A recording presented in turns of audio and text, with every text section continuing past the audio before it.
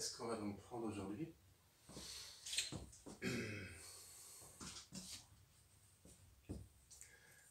Oh, ben voilà. Ça a l'air pas mal. Ça m'a l'air pas mal. Oui. Oui. Voyons voir.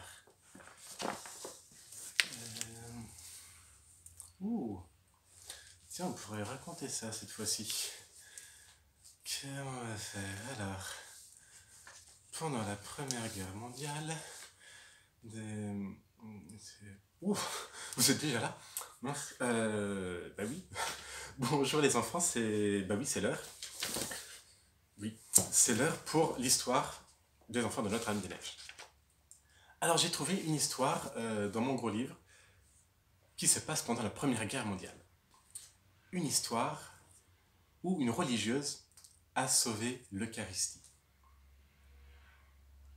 Vous imaginez, dans un vieux village, en ruine, alors que la mitraille crépite, que les obus pleuvent, et que la pauvre sœur Julie, dans cet hôpital de fortune, essaye de faire ce qu'elle peut. Et elle doit crier très fort pour se faire entendre de ses blessés, par-dessus le fracas de la bataille. Dans la grande chambre, dont les murs tremblent à chaque explosion, elle porte des tisanes, fait une piqûre, redresse un oreiller, écrit une lettre sous la dictée d'un mourant, rassure un fiévreux. Son visage toujours souriant, dans l'encadrement de la cornette des sœurs de Saint-Charles. Bois ça, mon petit, ça te fera du bien.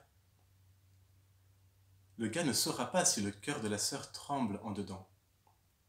Religieuse de Saint-Charles, pour se pencher sur toute souffrance, elle accomplit sa mission sans défaillance. Hier dans le calme, aujourd'hui dans le péril, toujours comme Dieu voudra. Dans la salle, des hommes discutent. Tu parles d'une bataille. Sa marmite dure. Tout à l'heure, on va y passer aussi. Mais la sœur intervient, tendre et bourrue. Pas tant de discours, vous autres. Vous allez me faire de la température. Et puis, ne vous en faites pas, mes petits, le bon Dieu nous protège. Et tout d'un coup, boum! Une explosion incroyable, la maison tremble jusqu'en ses fondations. La religieuse se signe et ferme les yeux. Mais, comme la mort ne vient pas, elle les rouvre juste pour voir le petit Chaumet qui sort sa tête de ses couvertures. Alors, son rire maternel monte en une envolée d'héroïsme plus haut que le crépitement des mitrailleuses, raillant et rassurant le petit à la fois. Ce n'est pas pour tout, va. Allez, repose-toi, mon gars. D'un pas tranquille, elle vient tout bonnement le border, et puis s'en va vers la fenêtre pour voir un peu le village martyr. Mais là, son cœur ne fait qu'un saut dans sa poitrine. Et un cri s'étrangle sur ses lèvres. L'église brûle!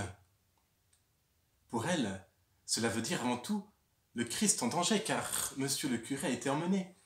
Et qui donc sauvera le ciboire sacré? Vous n'avez besoin de rien, mes petits. Non, non, ma sœur, ça va. Alors, je vais vous envoyer sœur Marthe. Un homme avait deviné. Où c'est que vous allez, ma sœur? Faut pas sortir à cette heure. Vous y resteriez. Mais elle prend à peine le temps de lui envoyer un sourire rassurant et sort sans se retourner.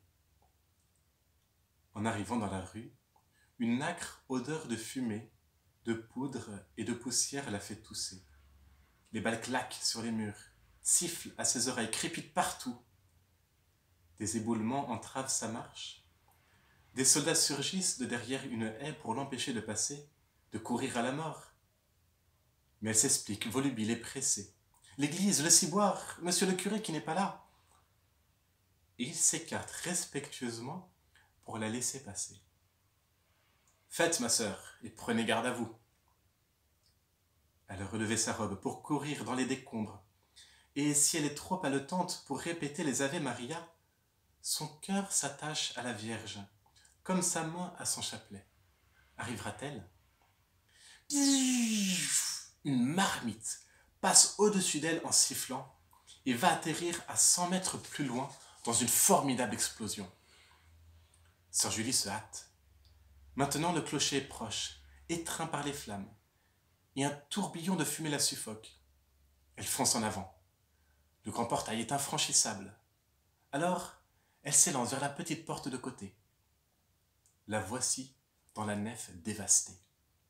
L'incendie ronfle, la toiture craque de toutes parts, un morceau de plafond s'effondre dans un fracas épouvantable. La chaleur est atroce, la fumée suffocante, le péril imminent.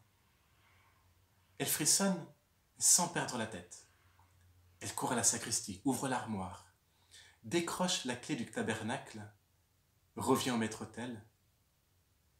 Plus que la mort qui peut tomber à chaque instant des voûtes embrasées, elle sent présent le Christ dans le ciboire, qu'elle saisit avec un immense respect et serre à deux mains sur sa poitrine en s'en retournant sans courir.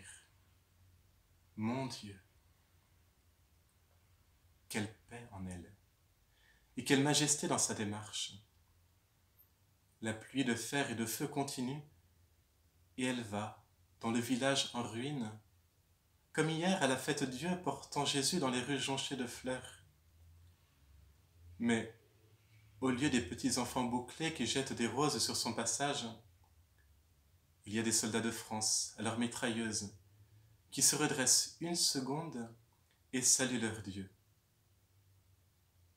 Arrivée à l'hospice, dans la petite salle à manger du rez-de-chaussée, où on servait Monseigneur les jours de confirmation, elle se communie de toutes les hosties qui restent, puis elle remonte faire son action de grâce auprès de ses petits, qui ont 20 ans, dont 2 de guerre, et qui, dans leur souffrance, réclament tout de même une maman.